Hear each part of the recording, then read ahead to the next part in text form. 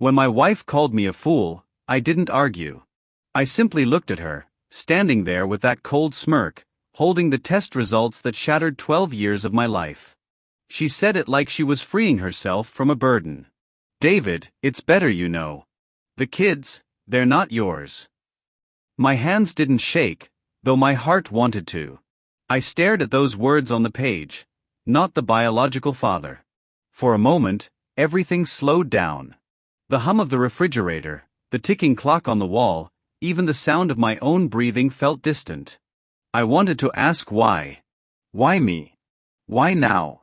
Why after all the nights I stayed awake with the baby in my arms, the mornings I drove them to school, the years I gave up my own dreams so we could build hers? But I didn't. I just smiled faintly, not out of peace, but out of disbelief. She mistook my silence for weakness.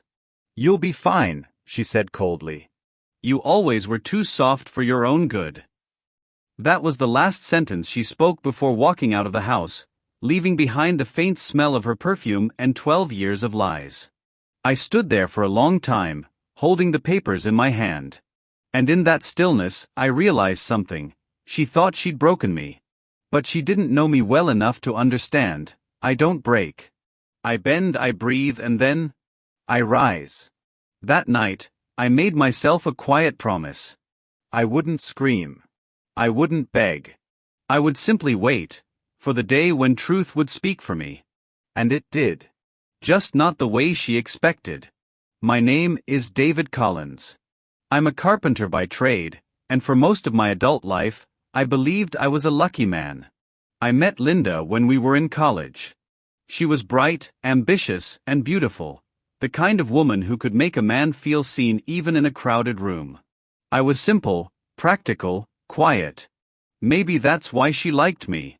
I listened when others talked. We married young.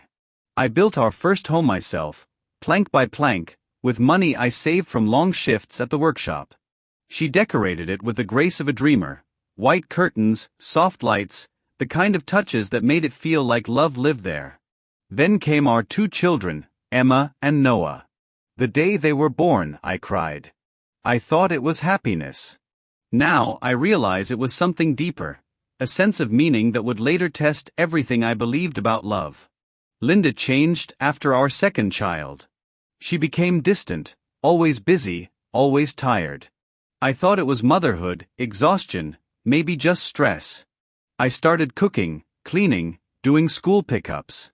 She said she appreciated it, but her eyes started drifting somewhere else, to her phone, to late meetings, to weekends that didn't make sense. But I never accused her. I trusted her.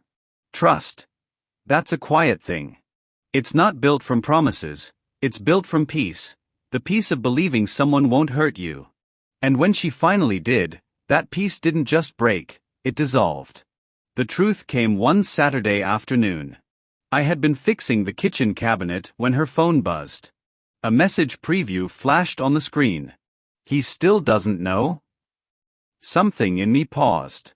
Not anger, instinct. I opened it slowly, like a man unwrapping a truth he already fears. And there it was, a conversation with a man named Michael, who, as it turned out, wasn't just an old friend from work. When I confronted her, she didn't deny it. She laughed. "David, you're such a fool. You never even noticed." She said it with pride, not guilt. That's what hurt the most. I could have yelled. I could have thrown her out. But I didn't. I just nodded. Because some battles aren't worth fighting, not in the moment at least. Some are won in silence, when truth and time walk together. And that's exactly what I chose. After she left, I tried to keep my world together. The kids were with her most of the time, though they visited on weekends. They were too young to understand what was happening, and I never told them. I refused to turn their love into a weapon.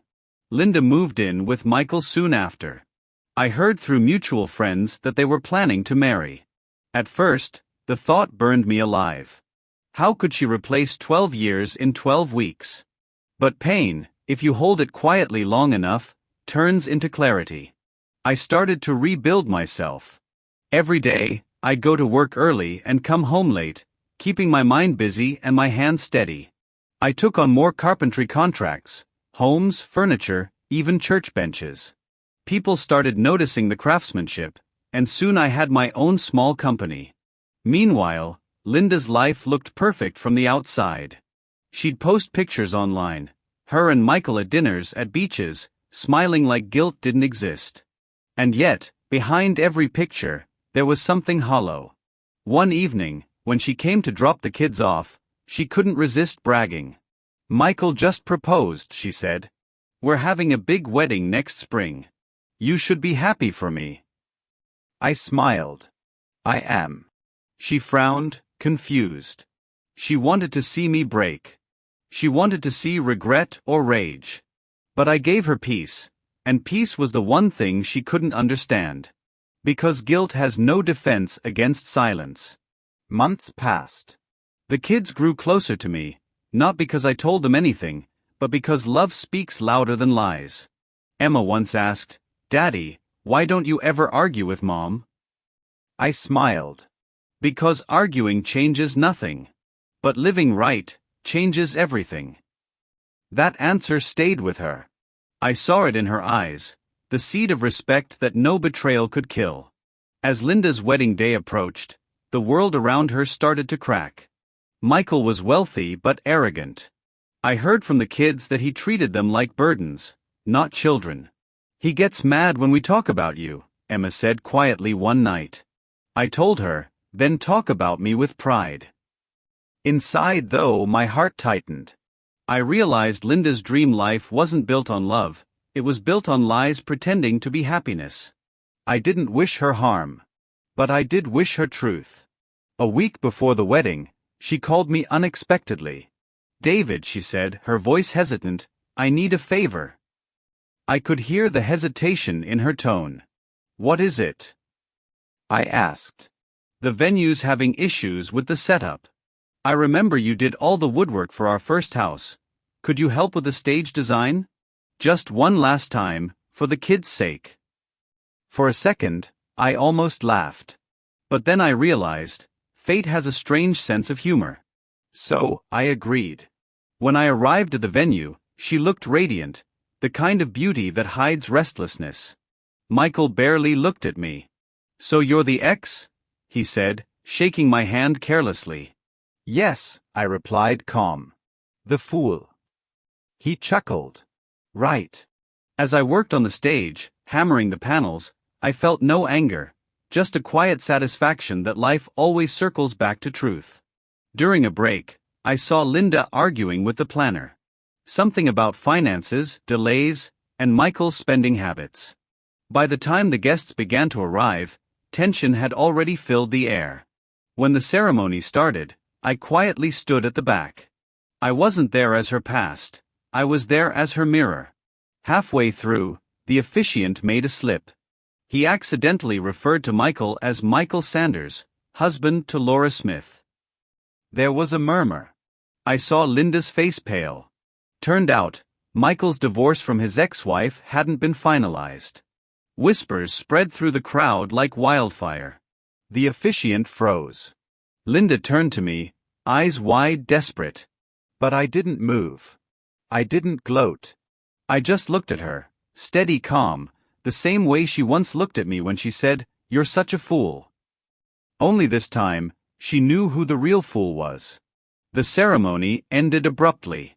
Guests began to leave. The fairy tale had crumbled right before her eyes. She came to me later that evening, her makeup smeared, her voice trembling. "Did you know?" she whispered. I met her gaze. "No." But the truth always finds its way. She tried to speak, but her voice cracked. I walked away, not in anger but in peace. Because my revenge had never been about her pain. It was about my freedom. After that day, I never heard from Linda again, not for months. The kids continued to visit, though less often. I never asked questions. I just made sure they felt loved, safe, and proud of who they were. One summer afternoon, Emma came running in with a letter. "It's from Mom," she said. It wasn't a plea. Just a few lines. I hope you're happy, David. I guess you were right. Not everything we lose is a loss. I folded it carefully and put it away. There was nothing left to say. My business grew. I hired a small team, trained young apprentices, and found joy in building again, not houses but lives. People often asked me how I stayed so calm through everything. I told them, because sometimes, silence is louder than revenge. And it was true. Linda had lost her illusion. I had found my peace. The difference was, she had lived for appearances, I had lived for truth. Years later, when Emma graduated high school, she stood on the stage and thanked the man who taught her that strength doesn't shout. I knew she was talking about me. That was the real victory, not over Linda, not over betrayal, but over bitterness. It's been 15 years since that day. I live alone now in a quiet town outside Seattle. My hands are slower, but my heart is steadier. I build furniture for neighbors, sometimes for churches, sometimes just for myself. Every piece of wood has its scars. And yet, those scars make it beautiful. I used to think betrayal was the worst pain a man could feel. But now I know, it's just a doorway. Behind it lies strength, patience, and clarity. Linda's life, from what I hear, never settled. She moved twice, had another relationship that didn't last. The kids visit her sometimes, but they always come back quieter than they left. And that's okay. I don't hate her. I don't love her either.